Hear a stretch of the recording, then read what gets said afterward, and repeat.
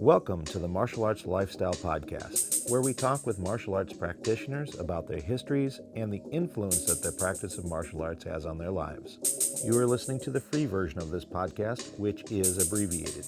Help support this program by considering to subscribe to us on Patreon, where you will get 4 full-length podcasts each month, 1 week before the YouTube release date. The cost is that of about 1 coffee shop coffee per month. Go to www.patreon.com/malmag to subscribe. That is www.patreon.com/malmag. If you would like to purchase single full-length episodes of the Martial Arts Lifestyle Podcast, visit our Gumroad page at malmag.gumroad.com, and that is malmag.gumroad.com. This week, I get on Zoom, connect to the UK, and talk to Mick Tully. I don't know how much of an introduction this guy needs. Just sit back. It's going to be a roller coaster, folks. Have fun.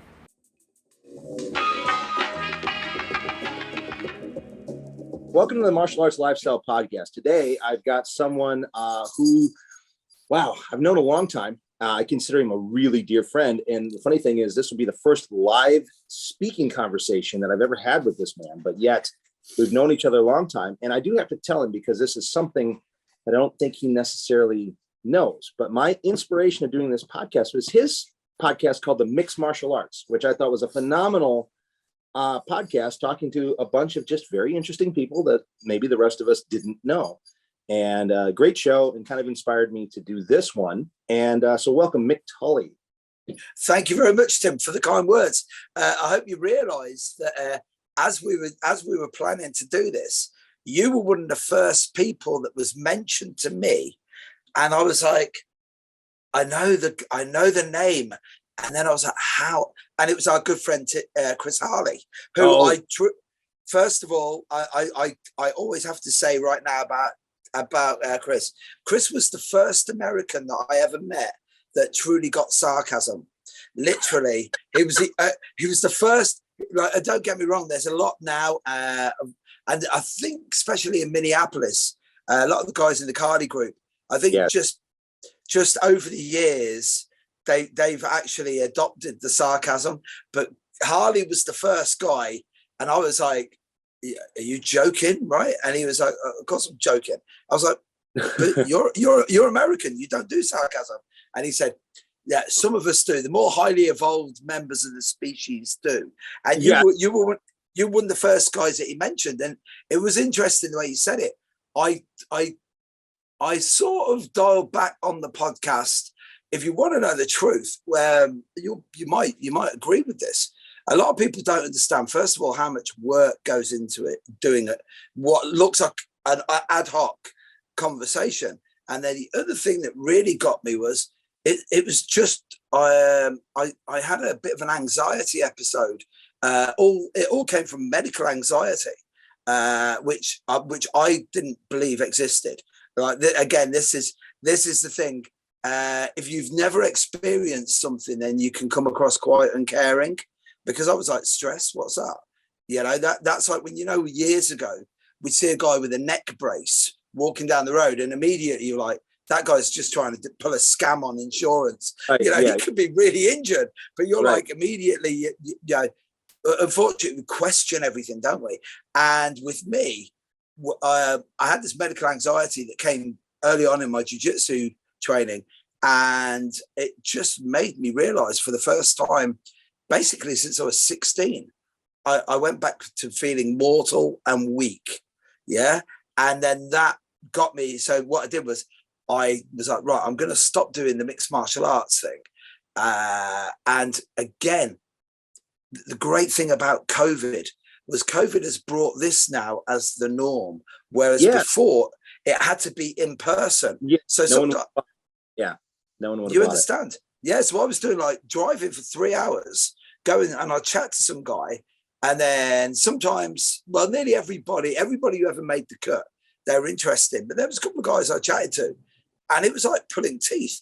And they're really, really nice guys, but they just didn't come across on the in-person thing. But yeah, as I said, but thank you very much for the kind words. And again, you know, the guys that you interview is the same as me. Just people I find fascinating. Right. They might only just a take on life that they have. And you know yourself, there is quite a bit of nepotism in martial arts anyway, which there should be. You know, I want to chat to my friends. I want other people to realize, you know, how cool my mates are. So if you don't mind me asking, right, I'm going to ask you the question first. No, right? don't mind. Yeah. What have you learned from doing these podcasts? Oh my gosh. God, I'd have to, I'm going to think as I'm talking about the smaller things about a bigger thing, but each person that I've interviewed so far, for the most part, I've known at least a little bit to a lot. Say some Jay Cooper, for instance, that I interviewed was somebody I kind of knew like you. I'd met over social media and got along with quite well. And I didn't know him for a long time. And then, you know, you get them on a live conversation, you go, okay, this person is exactly, you know, I'm clicking with this person exactly as I do through type, and this is cool. And you learn a lot about someone like that. So, you know, not something new. So of course I'm going to learn a lot, but then I get somebody that I've known for a while, somebody like Harlan Hugh, or someone like even Diana Rathbone for that matter. Known her, but you know, I haven't really trained with her other than when she came to the academy. And you learn all these, just like, there's not one thing that you learn about them you didn't know. You learn 10, 20 things. And you're like, wow, this really makes them even more of a fascinating person. So I guess in general, you know, I start learning how unique everyone's story is. So, you know, I think I try to get, even though maybe the last thing we're talking about a little bit with online doesn't show me having a lot of tolerance for people, but I don't have a lot of tolerance for people that are being fake and playing games. Let's put it that way. But in general, I think it gives me a lot more patience, I think, for people, understanding just how diverse and how many bumps in the road, as we were talking about, people can run into. And then also seeing the common thread of the passion that people have for martial arts in our case, but, you know, people will have passions for things. And then seeing just their love for something and just kind of feeling that too is kind of cool. But it's funny you're saying it, because I don't know if this, I'm sure it registered while you were doing it. You understood what let me phrase it a better way. So we were online, and I was just being my usual troublemaking self. If I saw people taking which I do a lot of, right? Yeah, I do that all the time, right? So of course it was, believe it or not, I think it was something like, it was something to do with politics. And you sent me you put a message on the public forum first, and you said, Mick, we're really good friends. This isn't where we need to discuss this. Let's discuss this maybe, you know, in a private group, whatever. And it was at that moment that I realized, I was like, Mick, what you thought was a joke has just touched a nerve with a friend of yours. And I won't lie to you, Tim, it got me. It's like, I always say this about Harley. I always use Chris as a great example. Harley is one of those people that I have in my life that when I do stuff, Terry Barnett's another example. If I do something and I'm questioning whether or not I should do it, I always think, if Harley found out that I did this, right? If Terry found out I did this, what would they think about me, right? And you were the same, because and I think it was, again, you know, not to put a bummer on it, I think when COVID hit, first of all, when COVID hit, I don't know about you, but for the first 8 to 10 weeks, I was worried, because I'd been on YouTube, I'd watched far too much Illuminati stuff. I'd always had my suspicions that the Queen was actually a lizard in a human skin suit anyway, you know, the whole 9 yards. And then the next, and I just watched a lot of 12 Monkeys, and I'm thinking, oh no, this is real. And then obviously we had the COVID thing, but then what we had then was, literally, I'm going to mention him once and that's it, right? like when you had that bold social experiment of having a reality TV star as your president for a while, and everybody, and like I was there, and obviously I was being my usual flippant self, and I was posting stuff like, you know, hey, come on, guys, you guys were laughing at me at Brexit. I told you it was going to come and get you guys, and like so we were having this laughing, but it was at that point where I was. The reason I'm saying it is it made me realize something that Guru Dan had said years and years ago, which was, if you truly want to be friends with somebody, there will be whole areas of their life that you just shouldn't discuss, because what will happen, that 2% that you disagree on, you know, and I have to do a name check out because I really like him, Paul McCarthy. But the problem with Paul is I know exactly what buttons to press with Paul, and then Paul's like, I'm not playing games with you. And then, and like, I don't have many regrets really in martial arts, but one of them is that I poked Paul a little bit too much, especially when he was really, really like looking. I think now he'll just turn around, and he'd be different. But at the time, and the reason I'm saying it is it was the social media aspect and even the podcasts, because it's such a strange dynamic, Tim, that you get to say stuff. I used to always say what I loved about podcasts was I'm really nosy, so I get to ask questions that, you know, decorum normally dictates you wouldn't ask, you know, and you could do it. But then what I realized was that's a real poison chalice, because then what you're doing is you're opening up stuff, and it's a Pandora's box, and you can't do it. Which I don't know what questions you got for me today, but I'm interested to see what you got. The program's never been about gotcha stuff. It's about, you know, interesting stuff. But with you and I, you never know where it's going to go, right? Exactly that. It's the Chinese have that saying, "May you live in interesting times." And I'm telling you something. I never thought. I never thought that I was going to get, as George Carlin used to say, you know, it's a shit show and you've got a front row seat. Yeah, exactly. Yeah. Oh man, it's you know, interesting. You hit on some very interesting things there. And one, you know, the one thing I guess I can say about American culture is American cultures, plural. I grew up in the Midwest. So I grew up, you're familiar with Minnesota, right? And so I grew up in Illinois, which is south of there a little bit, but pretty much the same part of the country. And we've always had very sarcastic humor where I grew up. So that's why I totally get what you're doing. I've always loved British humor for that reason. I'm like, oh my God, these guys do what we do, but like as a complete art form. I mean, it's like crazy. And, you know, the best way to really think about, say, Midwestern types like myself, and especially from my age group, is like early Chevy Chase stuff, like Fletch, or all those John Hughes films are a great reflection of, say, Midwestern Chicago, Illinois style, you know, crazy, sarcastic stuff. So I think a lot of us from that area and that era and area both have kind of understood. And the thing there, it was funny because, you know, Guru Dan is originally from California here. Yeah. And his wife, Paula, is from Chicago. And I remember one, Drew and I are going somewhere. Now, I get Paula's humor 100% because, again, I'm also from Illinois, about 2 hours away from where she's from.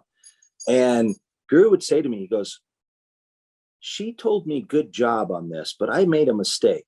He goes, she's joking.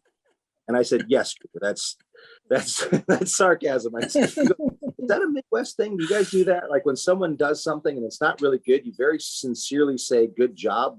I said, yes, that's exactly what we do. The big because it's meant to be a joke. It's that type of thing. So it is kind of funny. I didn't realize either that a lot of the rest of the country didn't get, except for the Northeast. I know those guys are always kind of like, oh, stuffed shirt kind of people, but at least typically I can't say that I met a lot of Northeasterners until I went to college in Miami. I was in the Southeast and I meet the Northeasterners, of course, but it's interesting. And then the other thing, I think is what we don't understand with something like type, right? Which is what we're dealing with when we're on social media for the most part. I mean, now there's TikTok and you can make more videos and stuff, but initially when a lot of us are going and still like Facebook is still pretty much, I think, a type type of thing. And those tones don't come across in typing, which is, I think, the trouble you were running into, where it's hard to pick up the sarcasm unless we specifically know you so well that we can hear your voice in the head, right? Then you kind of get it. Yeah.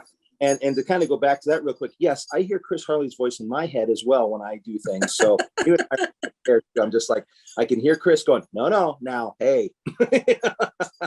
Exactly. It's exactly that. It's like, Harley was one of the first people I met when I went to Minneapolis. We actually shared a room, myself, Josh Siddiqui, and he's coming up on the show too. I'm going to get him here pretty soon. Oh yeah, Sid's wicked, and another guy, Pindi Madahar. If you can get Pindy's a real, like, he's tearing it up at the moment. He's a really good, successful businessman, great martial artist. But the three of us were sharing with Harley, and Harley was literally, from the minute I met him, he's like Kurt Cornwell with me as well. It was like Ty Campos, exactly the same. Duffy. Ryan Reynolds, a lot of those guys. As soon as I met them, I was like, "Good guy from the first get-go." Then you're probably need on your senses, right? Yeah, friend for life. Call you out on any of your own shit. If you start believing your own press, which I have to admit, I thought it was a distinctly MKG thing until I met more and more people through the Ino Santo lineage, where it was like there's a very healthy level of, the Chris Harley, come on now, check yourself, which I believe in the whole, it's a bit early to get into it, but the concepts versus original debate, where most guys who do concepts training or they follow Guru Dan, they're like, you can't take yourself seriously because, great example, I could be maybe a half decent Liberace, but I'm studying under Mozart or Beethoven. I'm here with a genius. So to believe your own press, that's it. But then again, I said it's very early, but I wanted to make sure while I've still got it in my head. But the originals, guys, it's like, how can you ever fail? Because the only person you're going up against is, first of all, he's been dead for a long time. Secondly, he was a 32-year-old guy who pretty much died in his prime. And again, a bit like Jim Morrison, a bit like Jim Morrison, a bit like Hendrix, they didn't get old enough to embarrass us. It's like everyone who's a Bruce Lee. It's the truth. If Jim Morrison ended up doing adverts for like Gap jeans or Bud Light beer, would he be the Lizard King? It's like, with Bruce. I mean, they might consider it genius because that's the way the public was perceiving it at the time. Oh yeah, he's such an outlaw. He's, what was it from South Park where they had that, like, I'm such a nonconformist, I'm going to do it. Yeah, exactly that. It's like there was a TV show in England called The Fat Show, and they were interviewing these guys. They were like mean and moody rock stars, and one of them had individual tattooed across his neck, and they said to, I can't remember what his name was, but he was an enigmatic guy that never really spoke. And then when he spoke like a hillbilly. So the voice didn't match and he said, "Oh, they never really asked me." He goes, "About a tattoo?" He said, "Oh, all my friends have got it." And you were like, at that point, you're like, yeah, I get the individual tattoo. But yeah, the concepts in the original thing, I thought that was dead and buried, man. But like, you and I both. There was I remember the hubbub of it. It's such an interesting thing because when I started in this stuff, it was in the early 1990s. In fact, I think I started in JKD in college just right after Brandon Lee had passed away. And my instructor, first instructor, is a guy by the name of Lauren Bookbinder, and he's currently out of Boston, but that's not where I studied with him. He was living in Tampa, Florida, as was I at the time. I was on the other side of the bay, St. Pete, and I was kind of looking around because I had done Shorin-ryu karate in Illinois, and my instructor there was also a PKA kickboxing and boxing teacher. So fortunately, I think for me, I had a good, strong base in boxing and kickboxing too, I think, which was really healthy and was good for the transition into the JKD later on. And so I was looking, going, okay, I'm going to have to start something new because they don't have what I had, what I was doing. So I just kind of looking around at different stuff. And of course, Segal was kind of starting to get big. Obviously at the time, like, oh, maybe a keto. And there wasn't anything around that looked all that interesting to me as far as that was concerned, and other things. And so I found Lauren in one of these sort of like weekend newspapers in the back. He was advertising, and it's like, yeah, we train at this community center on these tennis courts. I'm like, yeah, that's JKD, right? Backyard and blah, blah, blah.